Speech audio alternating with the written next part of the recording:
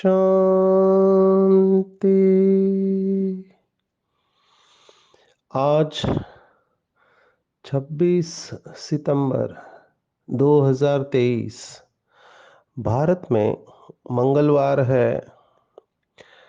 Today is 26th September 2023 and it's Tuesday in Bharat.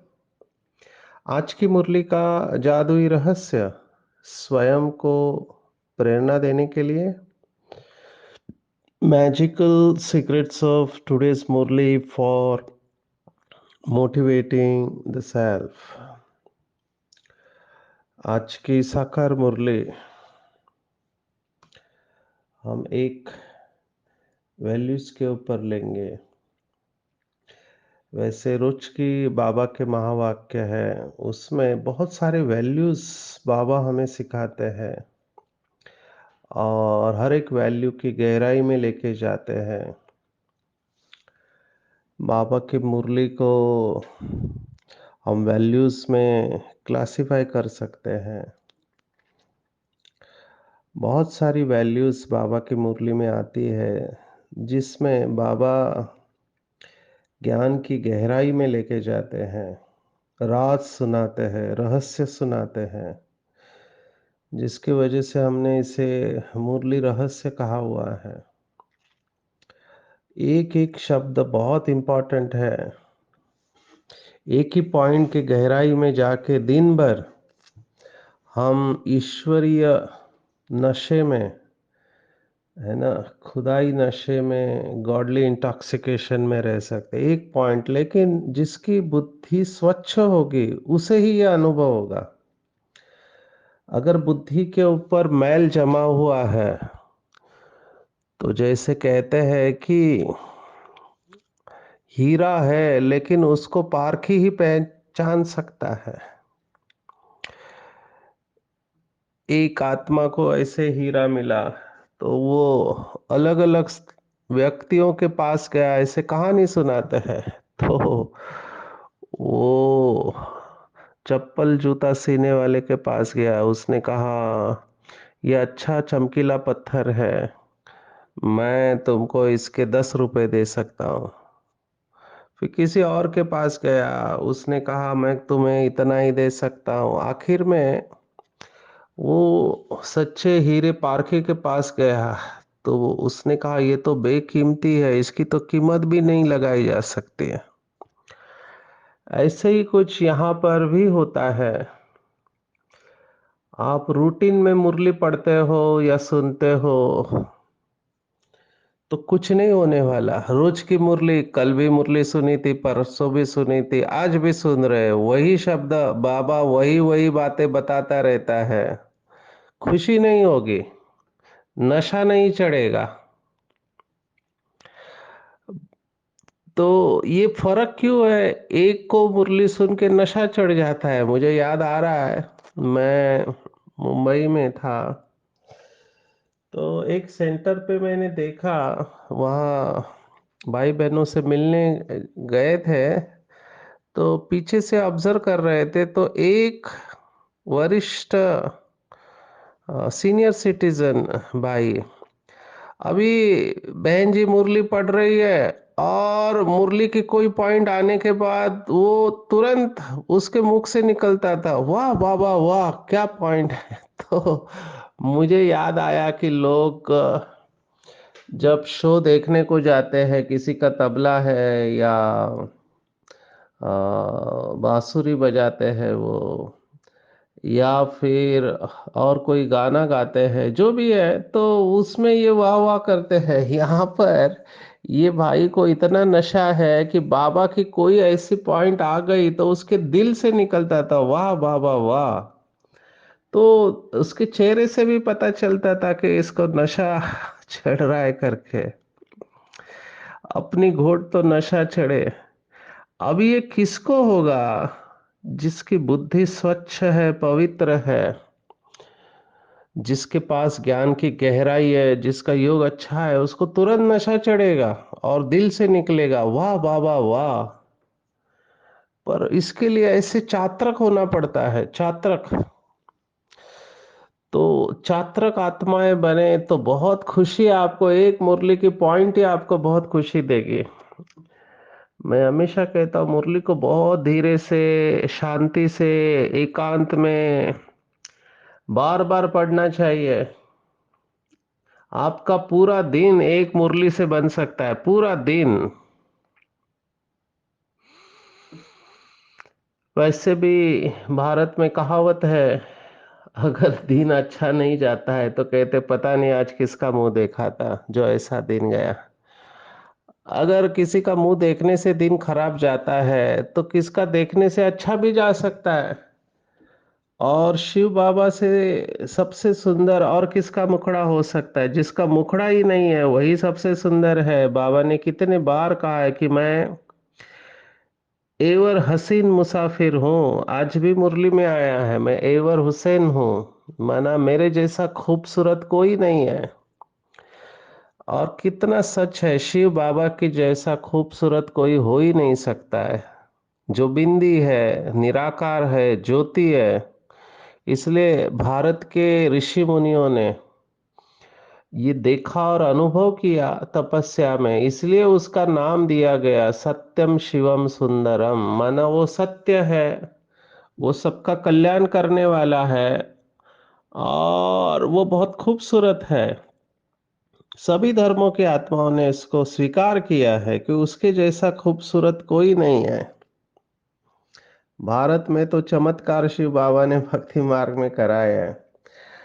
आप कभी गोवा की तरफ जाते हो तो ये समुंदर किनारा है, तो महाराष्ट्र के समुंदर किनारे बॉर्डर में एक मंदिर है जिसका नाम है कुणकेश्वर, बहुत सुंदर है।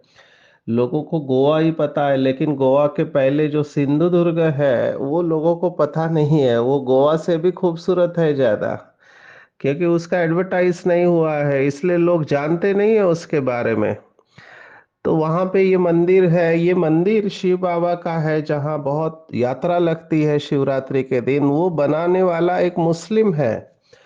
अभी ये समुंदर में फंसा हुआ था, इसकी नाव, बिजनेसमैन था, तो उसको दूर से एक ज्योति दिखाई दी, लाइट। अभी उसने प्रार्थना की, दुआ मांगी कि तुम जो भी हो, जिस भी धर्म के हो, अगर तुम मेरी इस शिप को बचाओगे तो मैं तुम्हारा यादगार बांध दूंगा। और उसकी शिप बच जाती है। तो वो किनारे आके वहां पर ये मंदिर की स्थापना करता है और आज ये बहुत खूबसूरत मंदिर है। कहने का भाव है शिव बाबा सबसे खूबसूरत है, उसके जैसा खूबसूरत कोई नहीं है। तो उसका मुखड़ा रोज देखना चाहिए, सुबह सुबह आपका चेहरा ही खिल जाएगा। मैं देखता हूँ हर क्लास में, मैं जब भाई बहनों से मिलता हूँ तो मैं उनके मुख से बुलवाता हूँ मेरा बाबा, मीठा बाबा, लेकिन मैं देखता हूँ चेहरे पे खुशी नहीं है मेरा बाबा बोलते समय। वो मशीन की मुआफिक बोलते हैं मेरा बाबा। माना वो फीलिंग नहीं आती है कि बाबा बोलते ही मुखड़ा खिल जाना चाहिए, वो नहीं है। तो ये समझ में आता है कि अभी बहुत तपस्या करनी पड़ेगी इस आत्मा को, तभी वो मैल निकलेगी। आज की मुरली में एक ही पॉइंट बाबा ने गीत को लेकर चले हैं, तू प्यार का सागर है ना। ये मूवी फेमस हुआ था उस जमाने में, ब्लैक एंड वाइट में। जो पुराने भाई बहने हैं वो जानते होंगे। सीमा इस मूवी का नाम था, मुझे अच्छी तरह से याद है क्योंकि इसमें बहुत सूक्ष्म मनोविज्ञान छिपा हुआ है। और उसका ये गीत बाबा ने खास लिया है। बहुत फेमस गीत है, तू प्यार का सागर तेरे एक बूंद के प्यासे हम।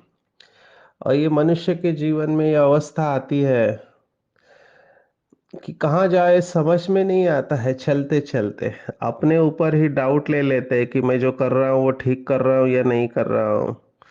मुझे चलना चाहिए कि नहीं चलना चाहिए, पता नहीं मैं सही रास्ते पर हूँ या नहीं, पता नहीं मेरा भाग्य में कुछ है या नहीं। ये डाउट लेना मनुष्य अपने जीवन में चालू करता है, स्पेशली जब पेपर्स आते हैं या फ्रस्ट्रेट हो जाते हैं। कुछ लोग अपने संस्कार परिवर्तन नहीं कर पाते हैं तो निराश हो जाते हैं। मैं ये निराशा अभी बहुत बढ़ते हुए देख रहा हूँ, डिप्रेशन, उदास हो जाते हैं। तो बाबा कहता है ज्ञान की एक बूंद।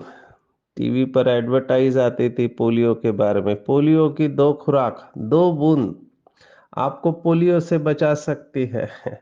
आज बाबा ने कहा ज्ञान की एक बूंद है, इस एक बूंद से आपको मुक्ति और जीवन मुक्ति प्राप्त हो सकती है। वो तो कहते हैं 2 बूंद से पोलियो से बच सकते हैं, बाबा यहाँ कह रहा है एक बूंद से आप मुक्ति जीवन मुक्ति में जा सकते हैं। लेकिन वो एक बूंद भी इतनी सिंपल नहीं है। तेरी एक बूंद के प्यासे हम, वो कौन सी बूंद है? स्वाति नक्षत्र में अगर आप शास्त्र पढ़े हैं तो वो जो पक्षी रहता है वो उस बूंद की राह देख रहा होता है। और वो बूंद केवल स्वाति नक्षत्र में ही आती है, वो स्पेसिफिक टाइम पर ही आती है। तो हमको ये बूंद के लिए कितना समय लगा, आधा कल्प चला गया, हमको ये बूंद नहीं मिली कि यथार्थ रूप में करना क्या है। हालांकि श्रीमद् भगवत गीता में मन मना भाव ये शब्द आया है कि मन को मेरे में लगाओ, लेकिन किस में लगाओ? वो तो कहते हैं कि कण कण में भगवान है। तो तुम भी भगवान और मैं भी भगवान, तो भक्ति कहाँ पे है? अगर सभी रचयिता है तो रचना कौन हुआ? तो ये इतनी सी भी बात समझ में नहीं आती। खुद को शिव हम कह लेते कि मैं ही शिव हूँ या मैं ही भगवान हूँ या मैं ही अल्लाह हूँ। तो बाबा ने यही एक बूंद बताई कि बच्चे, वो बाप है और तुम बच्चे हो, फर्क यही है, ये मुख्य बात है। बाबा जिसको कहते हैं अल्फ और बे, आज भी ये बात आई हुई है। बाबा पिछले कुछ दिनों से लगातार कह रहा है कि ढिंडोरा पिटवाओ या ललकार करो, ये शब्द आया हुआ है। आज तो बाबा ने मीडिया वालों को कहा कि अखबार में डाल दो। बाबा को कितना, देखो, ऊना रहता है कि मेरा कोई भी बच्चा प्राप्ति से वंचित नहीं रह जाए। वो रहम का सागर है, दया का सागर है, ये उसके बच्चे हैं। तो बाबा को भी दुख देखा नहीं जाता है बच्चों का, क्योंकि ये प्रश्न हमको पूछते हैं कि भगवान अगर है, अगर वो हमारा माता पिता है तो वो एक सब कैसे देख पा रहा है? बाबा कहता है मुझे भी अच्छा नहीं लग रहा है। कौन से माँ बाप को अच्छा लगेगा कि उसके बच्चे दुखी है? तो बाबा चाहता है कि जिनको मिला है बाबा, एटलीस्ट परिचय मिला है, तो वो बच्चे तो कम से कम ढिंडोरा पिटवाए, सबको बाप का परिचय दे। और बाबा ने आज बहुत अच्छी बात कही है कि उनको इजाफा भी मिलेगा। जैसे किसी कंपनी में कोई अच्छा काम करते हैं तो उनको पैसा मिलता है, इनाम मिलता है उनको। तो बाबा कहते हैं यहाँ पर भी मैं तुम्हें इनाम देता हूँ। 2 इनाम मिलते हैं, एक प्यार मिलता है, बाबा का, भगवान का प्यार मिलता है। और दूसरा, एक प्यार मिलता है और दूसरा वर्षा भी मिलता है, ऊंच पद मिलेगा। बाबा के शब्द है प्यार और पद, ये 2 चीजें मिलेगी। लेकिन किसको? जो इस बूंद को धारण करता है अपने अंदर, आत्मा समझ के बाप को याद करता है। अब ये शब्द कितना सुंदर है, जिसकी बुद्धि स्वच्छ होगी, जैसे ही बाबा ने कहा तुरंत धारण हो जाएगा। ये बाबा ने बताया हुआ है मम्मा के बारे में कि सुनना और मम्मा को धारण करना, उसमें फर्क नहीं होता था। No doubt, no second question. बाबा ने कहा और बच्ची ने किया। क्या अवस्था होगी आप सोचो, कितना निश्चय पक्का होगा। सुनना और धारण करना। अभी ये मुरली की पॉइंट्स कितने बार हमने सुनी होगी, लेकिन धारण कहाँ हो रही है? क्योंकि बहिर्मुखता में बहुत सारी एनर्जी जा रही है। बाबा ने आज कहा, देह अभिमान की बातें आपस में मत करो। बाबा ने शब्द इस्तेमाल किया, जिस्मानी बातें। अभी जिस्मानी बातें क्या है, ये भी चिंतन का विषय है। आप दिन भर में देखो क्या चल रहा है दुनिया में, जो भी चल रहा है उसके ऊपर ही चलता रहता है। क्रिकेट में कौन जीतेगा, 2024 के इलेक्शन में कौन चुन के आएगा, है ना? वो कनाडा हमारे पीछे क्यों पड़ा हुआ है, वगैरह वगैरह। ये दुनियावी बातें से हमारा क्या फायदा। पर ये जिस्मानी बातें कई लोगों को बहुत रुचि देते हैं। अगर आप समझो इस फील्ड के हैं, आप जर्नलिस्ट है, तो बात अलग है। आपका इस फील्ड से कुछ लेना देना नहीं है, ना आपकी ओपिनियन मायने रखती है। लेकिन ये अभिमान होता है हमारे अंदर। शास्त्रों में कहानी लिखी हुई है कि हाथी चल रहा था और एक मक्खी उसके पीठ के ऊपर बैठी है, और वो मक्खी हाथी को कहती है कि देखो, तुमको मेरे वजन से कोई तकलीफ हो रही है तो तुरंत बता देना, मैं तुरंत उड़ जाओगी यहाँ से। मेरे वजह से किसी को तकलीफ नहीं होना चाहिए।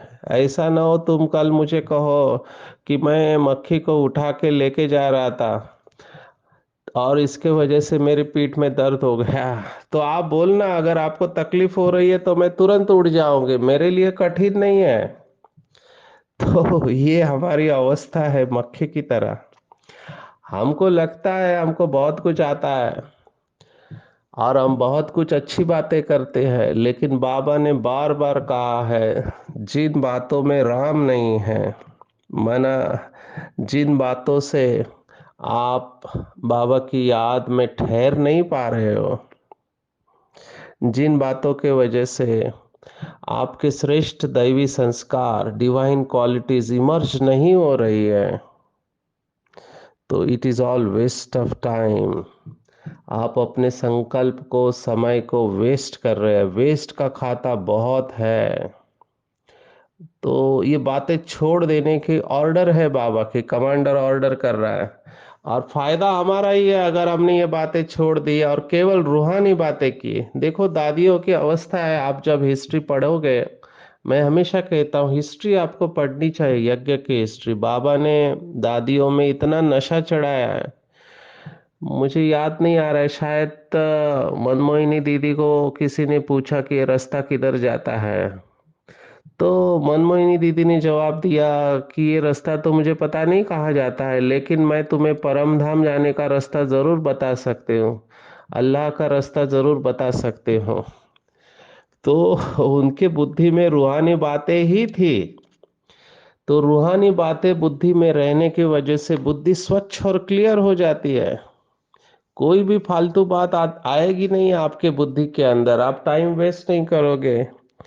खास करके विदेशियों को, डबल फॉरेनर्स है जो ऑस्ट्रेलिया, लंदन, अमेरिका रहते हैं, उन्होंने बाबा को प्रश्न पूछा था एक बार कि बाबा, लास्ट में हम कैसे मधुबन पहुंचेंगे? क्योंकि बाकी दुनिया में बाबा ने कहा न्यूक्लियर वॉर चालू हो जाएगा। अभी उस दिशा में कदम उठ रहे हैं। नॉर्थ कोरिया का जो हुकुम शाह है, वो रशिया से जाके अभी मिल के आया पुतिन से।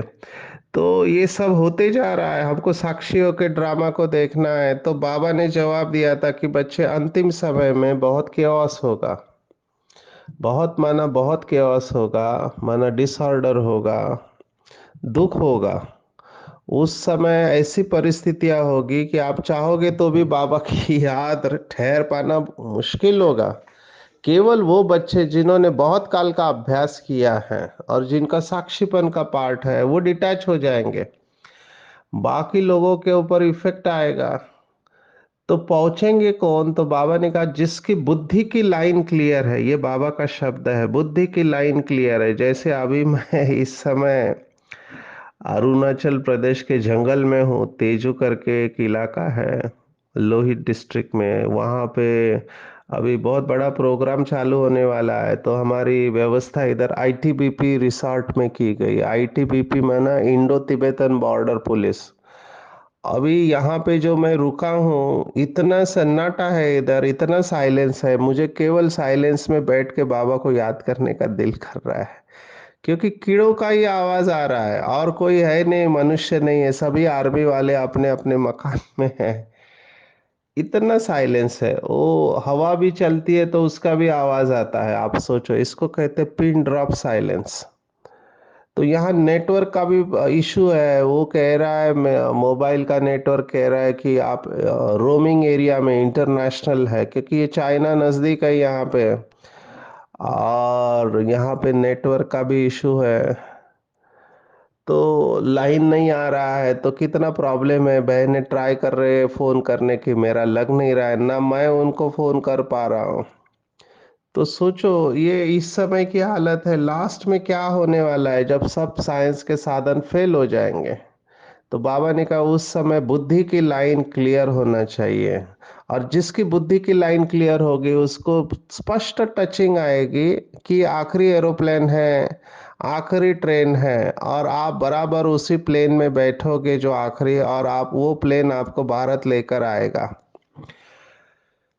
तो फिर बाबा को पूछा, बाबा बुद्धि की लाइन क्लियर किसके कैसे होगी? Next question. तो बाबा ने कहा जिनकी बुद्धि में बाप और बाप के द्वारा बताई गई बातें होगी, उन्हीं की बुद्धि की लाइन क्लियर होगी। यही आज की मुरली में बताया है। जिस्मानी बातें छोड़ के रूहानी बातें करो। जितना याद में रहने का पुरुषार्थ करेंगे, इसमें अपनी और दूसरों की उन्नति समाई हुई है। अपनी भी उन्नति है, दूसरों की भी है। जिसकी वृत्ति स्थिर है वही दूसरों की वृत्ति को स्थिर कर सकता है। नहीं तो एक हलचल में आया तो बाकी सब हलचल में आ जाते हैं। मैंने नोटिस किया क्लास में, एक व्यक्ति कुछ हलचल करता है, सबका ध्यान उसकी तरफ जाता है। अभी लोग ये नहीं सोचते कि मैं स्थिर रहूं, उसको जो करना है उसके लिए, और बैठे हैं, लेकिन डिस्ट्रैक्ट हो जाते हैं लोग। तो डिस्ट्रैक्शन में नहीं जाना चाहिए, अपनी वृत्ति को स्थिर करना है। दूसरों का मेरे ऊपर प्रभाव नहीं पड़े, मेरा दूसरों के ऊपर प्रभाव पड़े। ये बहुत इम्पोर्टेंट है, क्योंकि चलते चलते मैं तो ये देख रहा हूँ अभी लोगों का ईगो इतना सटल हो चुका है कि कुछ बोला नहीं है तो भी उनको फील होता है। उनको लगता है मेरे बारे में ही बोल रहे हैं करके। अभी कोई कनेक्शन होता नहीं है, लेकिन लोगों को लगता है ये सूक्ष्म अहंकार की निशानी है। पर अभी क्या करें, वो स्वीकार भी करने का ताकत नहीं होती है लोगों में। बड़ों से तो लोग डर के चलते हैं। तो बाबा क्या कह रहा है, एक बूंद को धारण करो, अपने को आत्मा समझ बाप को याद करो। मैं अपने अनुभव से कहता हूँ, जैसे अभी यहाँ पर ऐसे लगता है बस बाबा की याद में बैठे रहे। मुझे तो रिकॉर्डिंग करने का भी दिल नहीं कर रहा था, क्योंकि इतना साइलेंस फिर मुझे नहीं मिलेगा।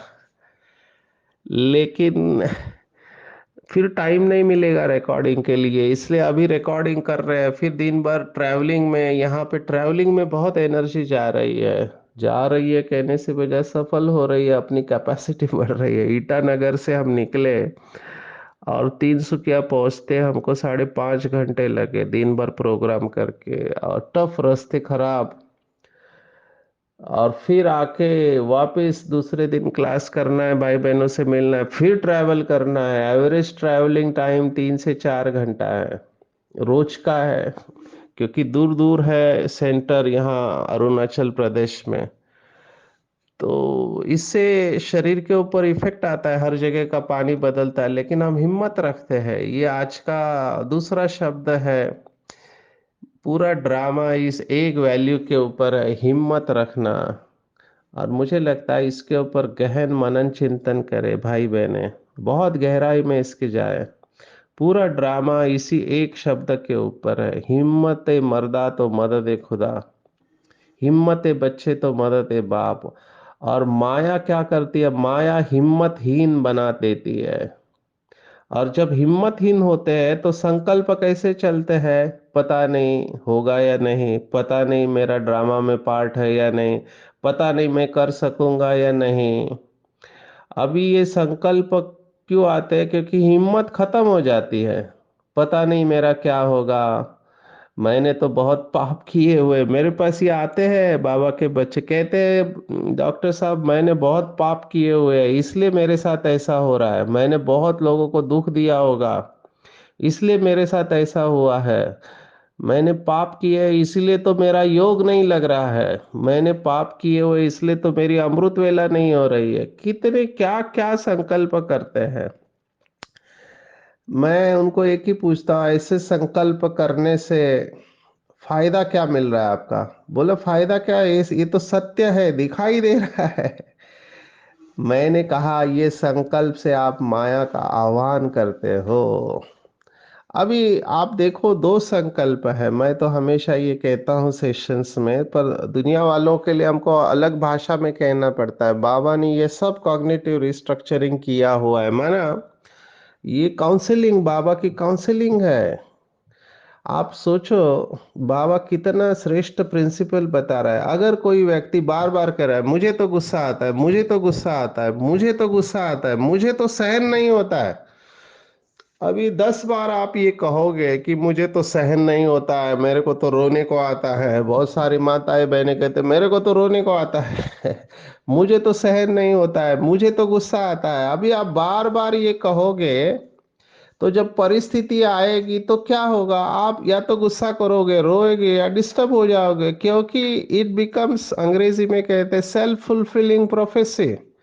आप वो बिलीफ को क्रिएट किया है, आपने आपने उस मान्यता को पक्का किया है, तो जैसी मान्यता होगी वही होगा आपके साथ में। आज की भाषा में कहते हैं लॉ ऑफ अट्रैक्शन। आप उसको अट्रैक्ट कर रहे हो। बाबा का शब्द क्या है, देखो, लॉ ऑफ अट्रैक्शन तो अभी ये चला हुआ है दुनिया में। बाबा का शब्द है माया का आह्वान करना। एक मुरली में तो बाबा इतना मजे की बात कहता है। बाबा ने कहा कि बच्चे माया को चाय पानी पिलाते हैं जैसे कोई मेहमान आता है तो मेहमान को हम चाय पानी पिलाते हैं, तो बच्चे माया को चाय पानी पिलाते हैं। कैसे चाय पानी? जब आप ये कमजोर संकल्प करते हो तो माया हाजिर हो जाती है, कहते अच्छा तुमने बुलाया, चलो मैं आ गई। अभी माया हिम्मतहीन बना देती है। अभी ये हमारे हाथ में, every moment we have a choice. मैं ये डिप्रेशन के पेशेंट को बोलता हूँ कि आपके हाथ में चॉइस है कि आप ये रोने के संकल्प करो या श्रेष्ठ संकल्प करो। वो कहते हैं हमको समझता है पर हम कर नहीं पाते हैं।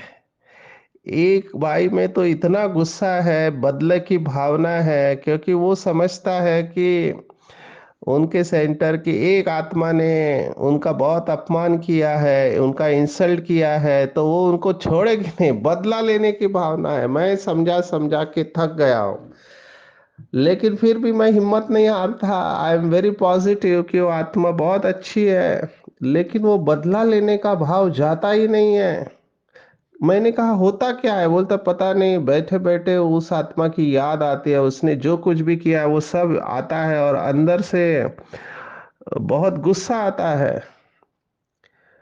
अभी उनको समझाया मैंने कि give that soul benefit of doubt. उसके साथ जो कुछ भी हुआ है बचपन से अब तक, उसके अंदर जो असुरक्षितता है आप उसको समझो। वो आत्मा बुरी नहीं है। अंडर द इफेक्ट ऑफ माया उस आत्मा से ये कर्म हुआ है, तो लेकिन वो माफ करना नहीं चाहते हैं। अपने को भी सजा देते रहते हैं, दूसरों को भी सजा देते रहते हैं। तो मैं यही कहूंगा कि हिम्मत रखो, उमंग उत्साह के संकल्प करो, बस बाकी सब बाबा के ऊपर, ड्रामा के ऊपर छोड़ दो। तो देखना, मेरा ऐसा अनुभव है कि हिम्मत के संकल्प आप रखेंगे ना तो हिम्मत हीन से हिम्मतवान बन जाएंगे। आप उस माँ का सोचो, मैंने तो ऐसे भी देखे हैं, पति चला गया, छोटे छोटे बच्चे हैं, क्या हिम्मत रखी हो कि अपने बच्चों को बड़ा करके बड़ी पोस्ट पर लेके जाना। ये हिम्मत है ना। जो अकेले रहते हैं बूढ़े लोग, मैं उनका दुख देखता हूँ, कोई पूछने वाला नहीं है, लेकिन वो हिम्मत रखते हैं, अपने को चलाते हैं। कितने कुमार और कुमारियाँ अकेले रहते हैं, हिम्मत के आधार पर ही चल रहे हैं। मुझे कोविड का अनुभव आता है तो रोंगटे खड़े होते, कैसे 12 घंटा मैं ड्यूटी करता था, खाना भी नहीं मिल रहा है, और खाना अपने हाथ से बनाना है, और ऐसा शरीर कह रहा है बस सो जाओ, आराम करो, और आराम कर नहीं सकते हैं।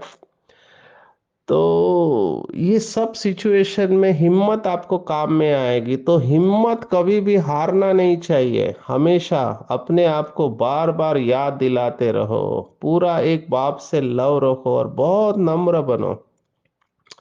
नम्र बन के जिम्मेवारी का ताज धारण करो तो श्रेष्ठ आत्मा बन जाएंगे। आज के पूरी मुरली में अगर आप कहो तो एक ही पॉइंट है, जिस्मानी बातें नहीं करनी है, रूहानी बातें करनी है। और जितना हो सके बाप की याद में रहने का पुरुषार्थ करो। जितना याद में रहेंगे हमारी वृत्ति स्थिर होगी, तब हम दूसरों की वृत्ति को भी स्थिर कर पाएंगे, और प्यार की एक बूंद अपने बुद्धि में धारण करेंगे तो मुक्ति और जीवन मुक्ति का वर्षा मिल जाएगा। अच्छा, ओम शांति।